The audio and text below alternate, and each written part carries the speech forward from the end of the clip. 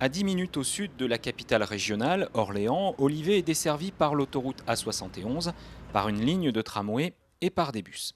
Cette situation très pratique attire des habitants et des entreprises, d'autant que la commune dispose d'un environnement naturel exceptionnel. En 10 ans, la population a gagné des centaines d'habitants et surtout 2000 emplois.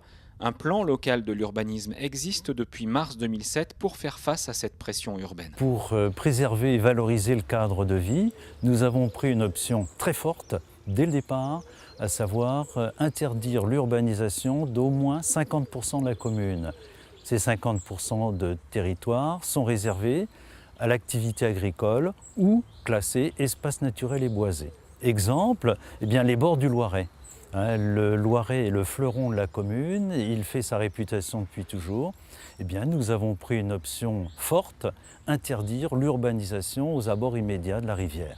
Le gros danger, c'est de voir le mitage des espaces agricoles.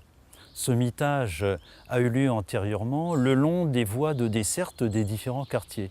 Nous avons décidé, dans le cadre de ce PLU, d'interdire l'urbanisation par mitage, c'est-à-dire de petites, de moyennes ou de grandes réalisations de construction dans ces zones-là. Conçu comme un recueil des attentes des habitants, l'agenda 21 informe sur les enjeux.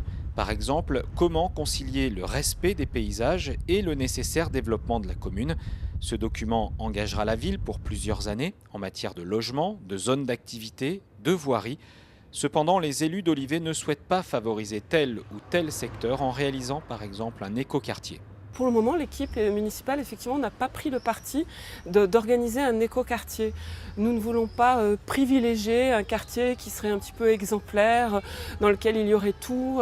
Nous voulons finalement, c'est peut-être beaucoup plus ambitieux finalement, que toute la ville soit une ville éco-durable, éco-citoyenne, et sans privilégier ni une thématique, pour être par exemple l'éclairage ou le déplacement, ni un quartier qui serait lui, pour le coup, complètement privilégié. Et ce ne serait pas vraiment du développement durable que de ne privilégier qu'une partie d'un quartier ou qu'une partie de la ville. Soutenir l'agriculture de proximité, favoriser les liaisons interquartiers, renforcer la densité dans le centre de la commune, ce sont quelques-unes des pistes évoquées lors de la préparation de l'agenda 21 d'Olivet.